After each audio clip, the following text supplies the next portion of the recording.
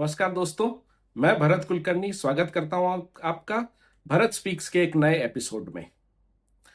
दोस्तों, इस हफ्ते की खबर अगर आप ध्यान से सुन रहे होंगे तो एक नाम जो पर्शियन गल्फ से आ रहा है वो आप बार बार सुर्खियों में देख रहे होंगे, सुन रहे होंगे। वो है खार्ग आइलैंड। खार्ग आइलैंड जो एक ईरान का द्वीप है और जिस पे अमेरिका कब्जा करना चाहता है। 15 मार्च के हमले के बाद से ही वॉशिंगटन से लेकर मुंबई तक हर विश्लेषक खार्ग को देख रहा है। वे इसे ईरान की आर्थिक दिल भी कह रहे हैं। क्यों? क्योंकि ये वो टर्मिनल है जहां से 90% जो कच्चा तेल है ईरान का वो सप्लाई होता है। लेकिन दोस्तों, जब दुनिया इस दिल पर नजर गड़ाए बैठी है तब एक मुख्य नस, जगुलर वेन जिसको हम कह सकते हैं, वो नजरअंदाज हो रही है। आज हम उसी की बात करते हैं। तो थोड़ा सा दक्षिण की ओर चलते हैं खार्ग आइलैंड से, और जो तेल टर्मिनल है जो समुद्र से दूर, समुद्र के बीच में 12 वर्ग किलोमीटर का एक छोटा सा टापू हम देखेंगे जो वास्तव में यह तय करता है कि स्ट्रेट ऑफ होर्मुज किसके कब्जे में है। खार्ग ये तय नहीं करता है, वो तय करता है ये छोटा सा टापू। जी हां दोस्तों, हम बात कर रहे हैं अबू मूसा की। अबू मूसा कोई आदमी नहीं, ये एक छोटा सा टापू है जो बिल्कुल ईरान के जो स्ट्रेट ऑफ होर्मुज है उसके मुहाने पे है, और इसीलिए इसको स्ट्रेट ऑफ होर्मुज का टोल गेट भी कहा जाता है। अब आप सोच रहे होंगे कि समुद्र के बीच एक चट्टान के टुकड़े की इतनी परवाह क्यों की जाए? क्या ऐसा महत्वपूर्ण है इस चट्टान के टुकड़े में या इस छोटे से 12 वर्ग फीट के आइलैंड में? दोस्तों, एग्री बिजनेस और ग्लोबल ट्रेड में मैं जब भी काम करता हूं मैं हमेशा एक चीज कहता हूं, ज्योग्राफी इज डेस्टिनी। फारस की खाड़ी अगर आप देखें तो बहुत उथली है, शैलो है। जो विशाल टैंकर हमारे जो गैस और ऑयल लेके निकलते हैं वे उस खाड़ी में हर जगह से नहीं गुजर सकते। उनके लिए कुछ गहरे पानी की लेन्स बनी हुई हैं और उन्हीं लेन्स में से उनको गुजरना पड़ता है। अब महत्वपूर्ण बात यह है कि इस लेन के दोनों तरफ अबू मूसा और ग्रेटर लेसर टूम्स नाम के द्वीप हैं। ग्रेटर लेसर टूम्स एक तरफ है, अबू मूसा दूसरी तरफ है, और ये वो द्वीप हैं जहां से खार्ग आइलैंड को कंट्रोल किया जा सकता है। अगर खार्ग गोदाम है तो अबू मूसा उसका टोल गेट है, एग्जिट गेट है। ईरान इस चीज को बखूबी जानता है और इसलिए 1971 में यूएई के जन्म से ठीक एक दिन पहले ईरान ने इस द्वीप पर कब्जा कर लिया था। क्यों? क्योंकि ईरान ये समझ गया था कि अबू मूसा से दुनिया को स्ट्रेट ऑफ होर्मुज में रोकने के लिए आपको नौसेना की जरूरत नहीं पड़ेगी, कुछ एंटीशिप मिसाइलें और रडारों से ही काम हो जाएगा। तो बहुत कम खर्चे में ईरान स्ट्रेट ऑफ होर्मुज को कंट्रोल कर सकता है। क्यों? क्योंकि वो अबू मूसा के ऊपर बैठा हुआ है।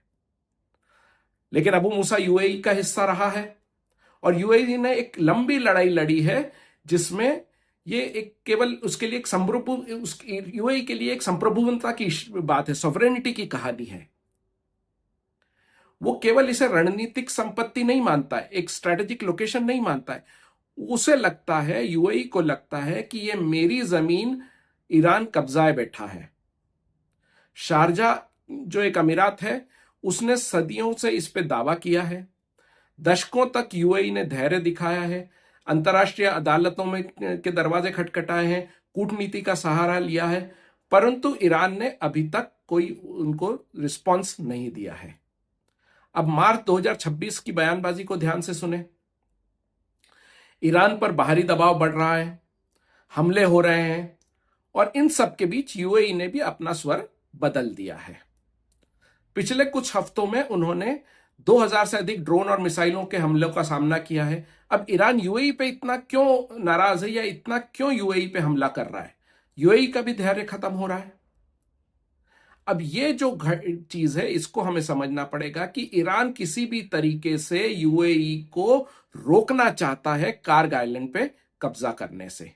अगर यूएई इस पे फिर से नियंत्रण कर लेता है तो खाड़ी का रणनीतिक संतुलन, स्ट्रेटेजिक बैलेंस रातों रात बदल जाएगा और इसीलिए अमेरिका ने जो और इजराइल ने जो हमले किए हैं, उन हमलों में जो अबू मूसा के ऊपर जो एयरपोर्ट है उसकी जो एयर स्ट्रिप है उसको कोई डैमेज नहीं किया है, क्योंकि वे चाहते हैं कि यूएई की एयरफोर्स, यूएई की फोर्सेस वहां उतरे और अबू मूसा पे कब्जा कर लें। अब प्रश्न दोस्तों एक है कि ये इतना महत्वपूर्ण है तो जो मेन स्ट्रीम मीडिया है, जो टीवी चैनल्स है, वो केवल खार्क की बातें कर रही हैं, इसकी बातें क्यों नहीं कर रही? इसलिए क्योंकि खार्क की जो खबरें हैं वो सनसनीखेज होती हैं।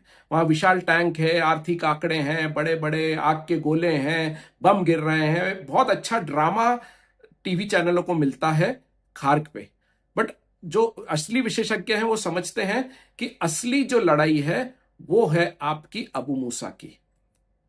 अबू मूसा बहुत ही शांत रडार पोजीशनिंग का एक मामला है, लेकिन सबसे महत्वपूर्ण कब्जा अबू मूसा का ही है।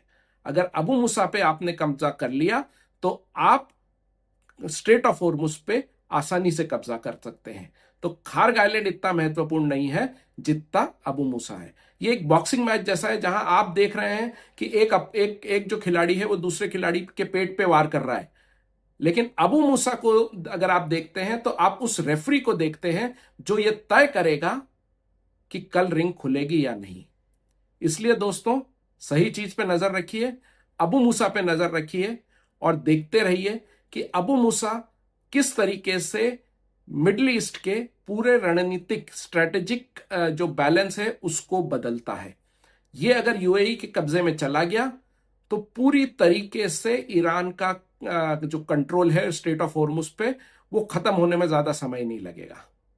आने वाले कुछ हफ्ते बहुत महत्वपूर्ण है, क्योंकि वे इस बात की दशा और दिशा तय करेंगे कि स्ट्रेट ऑफ हॉर्मुज किसके कब्जे में। अब वो ईरान का किला बना रहता है या यूएई का प्रवेश द्वार बनता है, ये तय करेगा अगले 50 साल के जियोपॉलिटिक्स को। तो बहुत बहुत धन्यवाद दोस्तों आपका इस पॉडकास्ट को सुनने के लिए। साथ ही आपको बताना चाहूंगा कि अभी मेरी नई किताब Bharat speaks geopolitical essays from 2025 का विमोचन हुआ है। ये किताब अवेलेबल है। अगर आप जानना चाहते हैं जो भी हमारे 2026 में जो घटनाएं घट रही हैं उनका प्रीकर्सर क्या था, वो उनका बेस क्या था, तो इस किताब में आप बहुत सारे ऐसे निबंध या ऐसे आर्टिकल्स पढ़ पाएंगे जो आपको बताएंगे कि आज जो घटनाएं घट रही हैं उनका एक बैकग्राउंड क्या है। तो अगर आप इस किताब को लेना चाहते हैं तो डिस्क्रिप्शन में देखिए, मैंने लिंक डाली है, आप इस किताब को खरीद सकते हैं और पढ़ सकते हैं। बहुत बहुत धन्यवाद दोस्तों। कुछ दिनों बाद फिर जुड़ूंगा और कुछ और नई बातें करेंगे। धन्यवाद।